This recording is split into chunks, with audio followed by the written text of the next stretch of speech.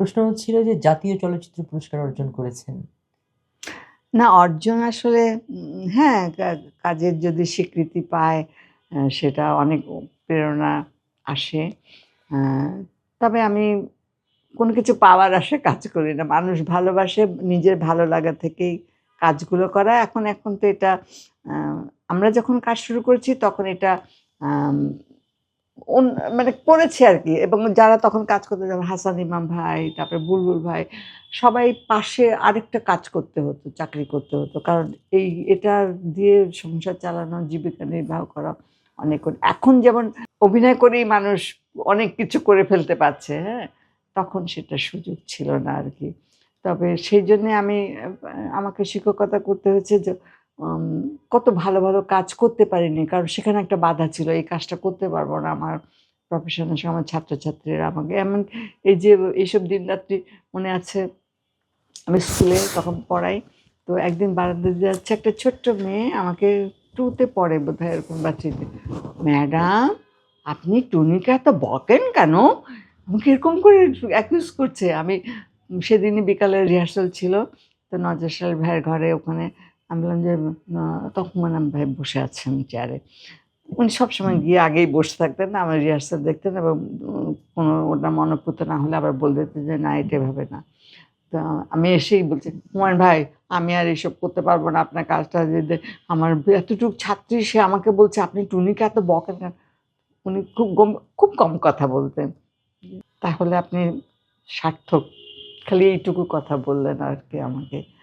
পরে আমি বুঝলাম যে হ্যাঁ, আমার চরিত্রটাকে আমি ওইভাবে করতে পেরেছি বলেই আজকে একটা ছোট বাচ্চার মনেও সেটা দাগ কেটেছে আরকি। এরকম আরেকটা ঘটনা মনে আছে, একদিন খুবই ইয়ে মানুষ ছিলেন। উম আ না, আজকে গল্প হবে, আজকে গান হবে না।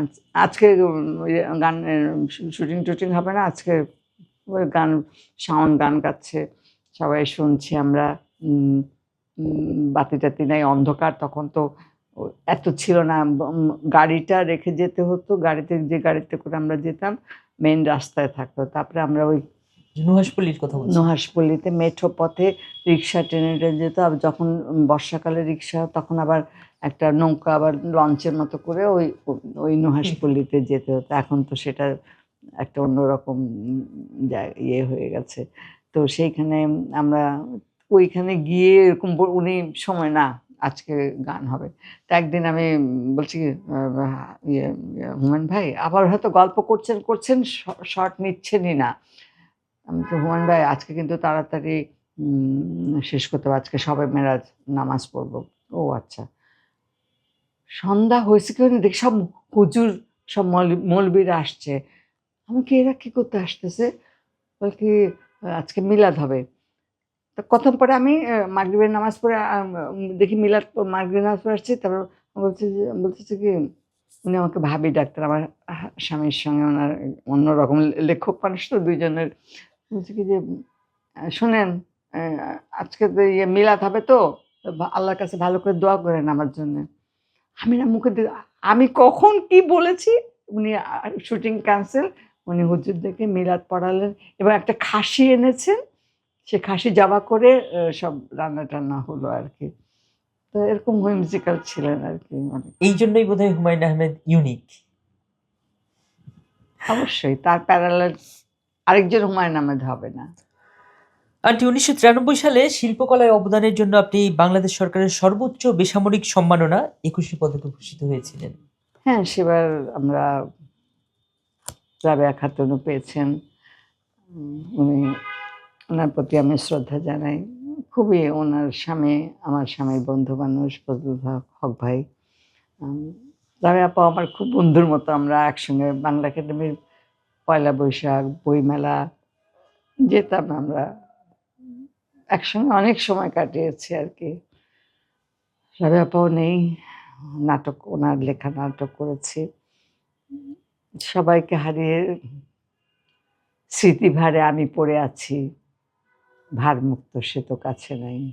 তাদের স্মৃতিগুলো এখন আমার সম্পদের মতন আরকি আগলে ধরে আছে। আমার লিস্টে এই প্রশ্নটা নাই। তাও করতে ইচ্ছে করছে আপনাকে। রবীন্দ্রনাথ। আপনার কাছে কেমন? কে? কতটা আপন? না, তিনি তো মহাসমুদ্রের মতন। কেমন তার কথা তো আমার মতো ক্ষুদ্র মানুষ উম আর উনি পেরেছেনও। কারণ আ উনার জাগতিক অনেক উনি আমরা যত ভাবি যে উনার কোনো আর্থিক চিন্তা ছিল না, জমিদারি ছিল। কিন্তু কষ্ট ছিল। এই যে কষ্ট, বেদনা, এ তার সন্তান একের হারানো, পর এক নিকটাত্মীয় একটার হারানো, পর একটা তার ইয়ে এগুলো এগুলো কিন্তু তাকে অনেকখানি ইয়ে করেছে সৃষ্টিশীল করেছেন। সেটা। আপনার জীবনসঙ্গী ফখরুজ্জামান চৌধুরী প্রসঙ্গে যদি কিছু বলতেন? না, বলেছি তো যে উনি আসলে একজন কি বলবো স্বপ্নচারী মানুষ ছিলেন। বুঝেছেন?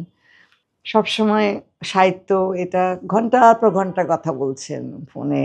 ওই সাহিত্য নিয়ে বদলেয়ার নিয়ে, ইয়ে নিয়ে, অমুকের পত্রিকায় একটা লেখা ছাপা হয়েছে ওটা নিয়ে। এইরকম একজন মানুষ। কালকে কি খাবো, ঘরে টাকা আছে কিনা ওসব চিন্তা কখনোই ইয়ে ছিল না। যার জন্যে উনি উম সরকারি চাকরি করতেন তো। মন্ত্রীর উপর রাগ করে আ রিটায়ারমেন্টে যাবে, তার ২ বছর আগে রাগ করে চাকরি ছেড়ে দিলেন। কেন? এক একজন এসে বলছে যে এক চিঠি দিয়েছেন যে আম মন্ত্রী সাহেব চিঠি দিয়েছে আপনার তো ওখানে সুপারিশ করেছেন আরকি দরখাস্তের উপরে যে ভালো। তো উনি বলছেন যে, "ঠিক আছে মিনিস্টার সাহেব দিয়েছেন আমি দেখব। তা আপনি ইন্টারভিউ দেন।" বলছে, "না মন্ত্রী সাহেব লিখেছেন।" তো উনি রেগে গেলেন। বলে কি, "আপনি ইন্টারভিউ দেন, একটা ইন্টারভিউ বোর্ড আছে। তারপরে আমি চেয়ারম্যান হিসেবে আমি দেখব আমি কিছু করতে পারি কিনা।" আ সে ভদ্রলোক ২ বার ৩ বার করে ইয়ে দিয়েছে। তখন উনিও একটু রেগে গেছেন। বললেন যে, "আপনার মিনিস্টার সাহেবকে বলেন উনি তো পারলে তো উনার অ্যাপয়েন্টমেন্ট লেটার উনিই অর্ডার দিয়ে করাতে পারেন। আমাকে বিরক্ত করবেন না।" সে গিয়ে বোধহয় কিছু বলেছে-টলেছে আমার কর্তাকে উম ১ রাতের মধ্যে ওএসডি করে মিনিস্ট্রিতে পাঠিয়ে দেওয়া হলো আরকি। কোন ডিপার্টমেন্টে ছিলেন তিনি? উনি টেলিভিশনের ডিরেক্টর অ্যাডমিনিস্ট্রেশন ছিলেন আরকি। পরে বাসায় এসে বলছে কি, আ "শোনো, আ ২ বছর আগে যদি আমি চাকরি ছাড়ি, কারণ আ তখন আমরা আজিমপুর কলোনিতে বাসায় থাকতাম তো, সরকারি বাসা। আমার বড় মেয়ে তখনও ডাক্তার হয়ে বের হয়নি। ছোটটা ইউনিভার্সিটিতে পড়ে। ওদেরগুলো কাছে, কাছে। তো বলছে, অ্যা আমার তো এইসব ২ বছর পরে আমি সব টাকা পয়সা পাবো। সেলফ রিটায়ারমেন্ট এ যাচ্ছি। আর এই বাসাও তো ছাড়তে পারব না এখন। তো তুমি সংসার চালাতে পারবে?" আমার কি হয়েছে? বলে কি, "না কিছু না, এমনি ভাল লাগছে না চাকরি।" আমি তো বুঝেছি যে কিছু একটা হয়েছে কিন্তু উনি তো আমাকে বলছেন না। পরে শুনলাম আরকি। পরে আমি বললাম যে, "অসুবিধা কি? ঠিক আছে, আল্লাহই চালিয়ে নিবে।" পরে ওই ২ বছর উনি আর ফেরতও গেলেন না। ওই ২ বছর ওইভাবে থাকলাম-টাকলাম আরকি। ওই তো পরে উম তো সবাই মানে উনি কখনো মানে কি কম্প্রোমাইজ করেননি আরকি এবং সৎ কর্মচারী বলতে যা বোঝায় আ যে এখনো গেলে টেলিভিশনের সবাই ওরা বলে যে আ ৩১০ জন লোকের অ্যাপয়েন্টমেন্ট হয়েছে বলে কি আমাদের অ্যাপয়েন্টমেন্ট লেটারে স্যারের সই আছে। স্যার খুব ভালো মানে এগুলো সব বলতে থাকে। তো ওটাই আমার প্রাপ্তি আরকি যে একজন সৎ মানুষ ছিলেন, ভালো মানুষ ছিলেন, আ সুন্দর মনের মানুষ ছিলেন। এটা কিন্তু সংসারী ছিলেন আরকি। উম কালকে কি খাবো সংসারে আগামী দিন সম্ভবত সৃজনশীল মানুষরা একটু এরকম হয়ে থাকে। সৃজনশীল মানুষরা এরকমই হয়ে থাকে। লেখালেখি নিয়ে তার ৩০ টা অনুবাদের এবং বাংলা সাহিত্যে উনি বাংলা একাডেমি সাহিত্য পুরস্কার পেয়েছেন। ৩০ টি বই আছে এবং হিরোশিমার উপরে একটা মারিকাইগো একটা বই লিখেছে। উম হিরোশিমার একটা ওই গল্পটা হলো আম একজন লোক সে আগুন জ্বালিয়ে রাখে তার ঘরের মধ্যে ৩০ বছর ধরে। তারপরে তাহলে ওই পরে কেন ওই আগুনটা কিসের? শীত, গ্রীষ্ম ওটা যখন নিভে যায় আবার মানে ওইটা নিভতে, নিভতে আরেকটা জ্বালিয়ে রাখে আরকি। সেটা হলো তিনি ইয়েতে ছিলেন আরকি ট্রেন রেল স্টেশনের গার্ড ছিলেন। তো ট্রেন আসছে দূরে থেকে উনি ইয়ে করছেন, সিগন্যাল দিচ্ছেন। দিচ্ছেন যে ক্লিয়ার লাইন, কিন্তু একটু পরে দেখা যায় ট্রেন না, একটা আগুনের হলকা ছুটে আসছে, ওই যে বম পড়েছে আর হুম, কি। হুম, হুম। তারপর তো সব উনি তাড়াতাড়ি মাটির নিচে সেই জাপানে কিন্তু অনেক বাড়ি আছে ইয়েতে ওরকম, ওরা মাটির নিচেও একটা একটা ফ্লোর টোর করে। ওইখানে সে কোনো মতে বেঁচে গেছে আর কি। পরে তো উঠে দেখা গেল যে সব ধ্বংস। তখন ওইখান থেকে একটা আগুন উনি ওই যতদিন বেঁচে ছিলেন জ্বালিয়ে রেখেছেন। তো সেই বইটা আর কি মারিকা গো লিখেছে। ওটা আমার স্বামী অনুবাদ করেছে। পরে ওনাকে আবার দাওয়াত করলো। উনি গেছেন। আমিও সেখানে যাওয়ার সৌভাগ্য হয়েছে। হিরোশিমার ওগুলো দেখেছি। তার যে নদীটার মধ্যে মানে অ্যাটম বম ইয়ে হয়েছে, ওটা পানি একদম মানে ফুটন্ত পানি, গরম। কিন্তু একটি ছোট মেয়ে, সে বোঝে নাই। সে মনে করেছে যে পানিতে, নদীতে ঝাঁপ দিলে সে ঠান্ডা পানিতে, কিন্তু সেখানেও সে পুড়ে ইয়ে হয়েছে। তো এইগুলো দেখার সৌভাগ্য হয়েছে আর কি। আমার মেয়ে ওখানে ছিল মনে হয় জাপানের স্কলারশিপ নিয়ে। তো ও সব ঘুরে ঘুরে দেখিয়েছে, এবং সেই হিরো অ্যাটম বোমের যে ভয়ানক অবস্থা, আর চাল রাখার যে ড্রাম এত বড় বড়, সেই ড্রামগুলো এতটুক চাল মাপার ছোট কৌটা ওরকম হয়ে গেছে রেডিয়েশনে। মানুষগুলো এতটুক হয়ে গেছে, কাপড়গুলো এরকম, হাত টাতগুলো এরকম, কঙ্কালটা ঠিক আছে কিন্তু এতটুক, যে কী ভয়াবহতা। তবে একটা আশ্চর্যের বিষয় বলেছে, ওখানে বলা হয়েছিল যে হিরোশিমার এই ইয়ের মধ্যে যে ৭০-৭৫ বছরেও এখানে একটা ঘাস জন্মায়নি। কিন্তু জাপানিরা এত পরিশ্রমী এবং এত কর্মঠ যে ওখানে এখন পাখি, গাছ দেখলে অবাক মানে হতে হয় যে এখানে ইয়ে হয়েছিল ধ্বংসস্তূপে নতুন করে প্রাণের সঞ্চার। জীবন। এবং এত আমি জাপানে গিয়ে সত্যি আমি একটা অন্য জীবন খুঁজে পেয়েছি। এত বিনয়ী জাতি, সারাক্ষণ মাথাটাকে ইয়ে করছে এবং সারাক্ষণ হাসি, কুশল বিনিময় করে, চিনুক না চিনুক। ওদের এইগুলো আমার খুব ভালো লেগেছে। দুটো মানুষকে আমি একখানে দাঁড়িয়ে কখনো কথা বলতে দেখিনি কাজের সময়, ওয়ার্কিং আওয়ারে। আপনার দুই কন্যা তারিনা ও জুবাইরা, একজন ডাক্তার এবং একজন আইনজীবী। তানিরা জামান, হ্যাঁ। জুবাইরা। তানিরা কানাডাতে করে, টরন্টো ইউনিভার্সিটিতে সে দন্ত দাঁত মেডিকেল সে বিভাগে পড়ায়। ওর স্বামীও শকত, সেও ডাক্তার, সেও পড়ায়। আর ছোট মেয়ে সে আমেরিকায় থাকে। ও হলো একটা মর্টগেজ কোম্পানিতে কাজ করে, ল পড়েছিল এখানে আর কি, এখান থেকে চলে গেল সে। স্বামী, সেও বড় চাকরি করে, ডেল কোম্পানির এরিয়া ম্যানেজার। তো ওরা আমাকে নিয়ে যেতে চেয়েছিল, নিয়ে গেছো, আমি সব দিয়েছি সবাইকে, 40 বছরের সংসার, কিন্তু ওখানে আমার মন টেকে না। আশফাক আপনার সম্ভবত পালিত পুত্র। আশিক আছে, ও না আমার ছেলে, আমাকে দেখাশোনা করে। ও এখন খালি আবার বলে এখানে থেকে কি হবে, এসব দেখে বাচ্চা তো, মনটা বিদ্রোহী হয়ে ওঠে, না এখানে থাকবো না, এখানে সবাই। আমি বললাম দেখো, আমার এটা ফেলে আমি কোথায় যাব? আমার যদি এখানে কিছু একটা অসুবিধায় ঘা হয়, এটাতে আমি হয়তো এটাকে সারাবো, না তো ঢেকে রাখবো। আমার হাতটা কেটে ফেললে তো সেটা সমাধান হলো না। এদেরকে নিয়েই বাঁচতে হবে, এদেরকে নিয়ে আমাকে চলতে হবে, এবং এরাই আমার চারপাশে আছে। আমি কার উপরে রাগ করবো? বুঝেন আর কি, বোঝাতে চাই আমি, যেও না বাইরে। আমি তো বলি যে আমি নিজের দেশের বিড়ালের মাথা হয়ে থাকবো, আরেক দেশের ওই বাঘের লেজ হয়ে থাকতে চাই না। সবাই হাসে আমাকে নিয়ে। জীবন সায়াহ্নে একাকী কাটছে আপনার সময়? না, আমি একাকী হ্যাঁ, খারাপ লাগে, কথা বলার কখনো? লোক নাই। তারপরে যখন শুটিংয়ে যাই সবাই হৈ হুল্লোড় করে, মা আসো, এত মায়া করে, এত ভালোবাসা, এদেরকে রেখে কোথায় পালাবো? রিক্শাওয়ালাটা আমাকে দাদি ভালো আছেন? যখন বাজারে যাই কিনতে, দাদি ভালো আছেন? এই যে বলেছি আমি তোমাদেরই লোক, এই মায়া আমাকে ধরে রেখেছে। 84টা বসন্ত পার করেছেন জীবনে। প্রত্যেকটাই বসন্ত ছিল?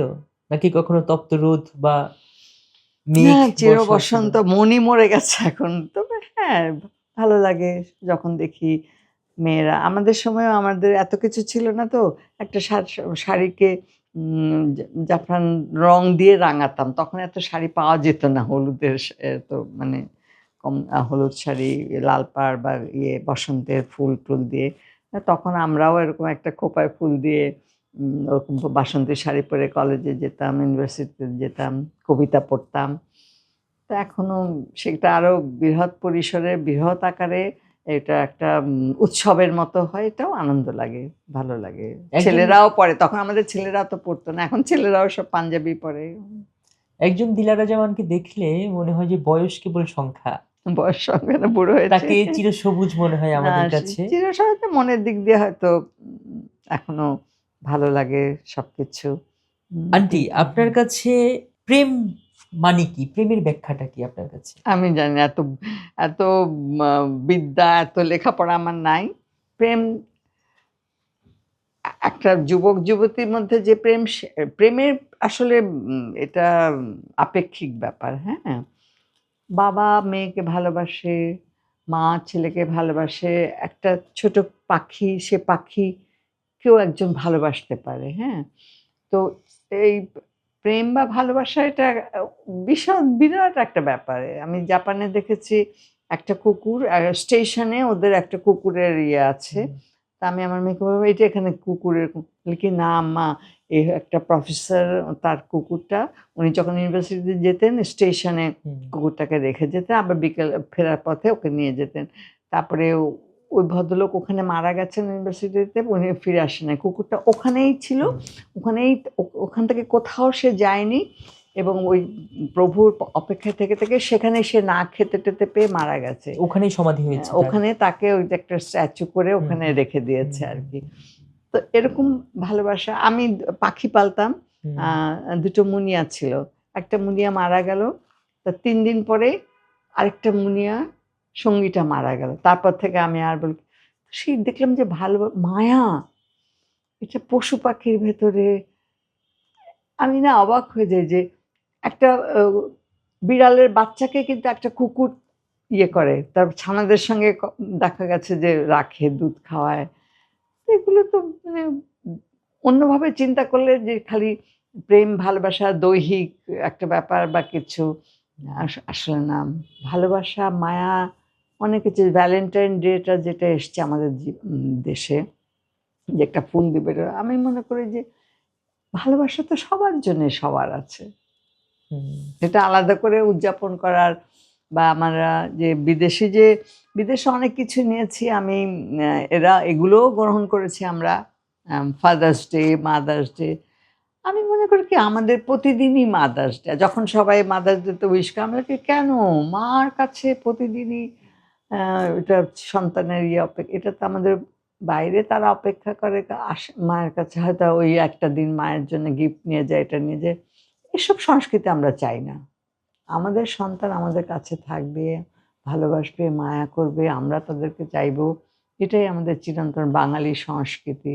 বাঙালি একটা মা, আমি একটা বড়ি, একটা আ আচার কেউ দিলে একটা, আজকে একজন অনেক গুড় দিয়েছে, আমি রেখে দেই যে আমার মেয়েরা কবে আসবে খাবে।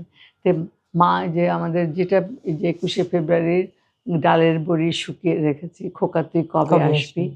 তো এই যে মায়ের যে ভালোবাসা ওই ছোট্ট জিনিসটার ভেতরে, এটা অন্য কোন সংস্কৃতির সঙ্গে, ভালোবাসার সঙ্গে মেলানো যায়? মেলানো যায় না।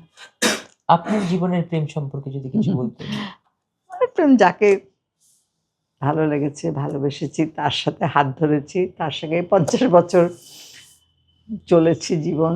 তারপরে চলে গেছেন উনি আরকি, আজকে ১০-১২ বছর হয়ে গেল আর। এই জীবনে অপ্রাপ্তি বলতে কিছু কি আছে আপনার? না, যদি পুনর্জন্ম পান, তবে কোন জীবনে নিয়ে জন্মাতে চান? কার জীবন নিয়ে জন্মাতে চান? ওইসব চিন্তাই করি না। আবার জন্মাবো, আবার কি করব, ওগুলো কখনো চিন্তায় আসে না। যে জীবনে যা পেয়েছি সেটাই।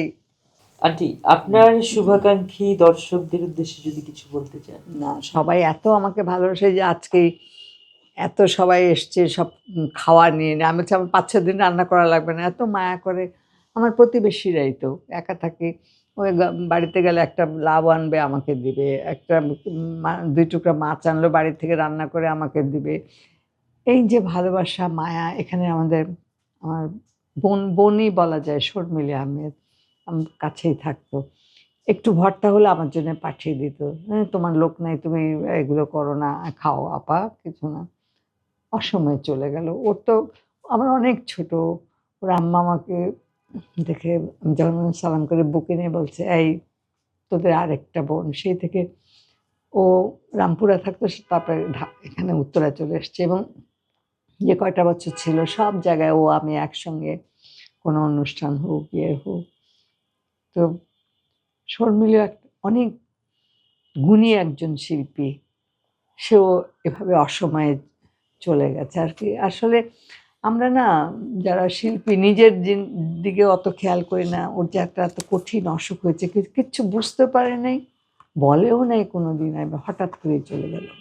দৈনিক সময়ের আলোর পক্ষ থেকে আমাদেরকে যে সময় দিয়েছেন, আপনার প্রতি শ্রদ্ধা, হ্যাঁ, কৃতজ্ঞতা, শুভেচ্ছা এবং আজন্ম ভালোবাসা। আমাদের জন্য দোয়া করবেন। আপনি যদি দৈনিক সময়ের আলোকে নিয়ে কিছু বলতে চান। আমি ক্ষুদ্র মানুষ, সময়ের আলো এই নামটাই অনেক অর্থবহ। এই অর্থটাই যেন এই সমাজকে, এই দেশকে আবৃত করে রাখে।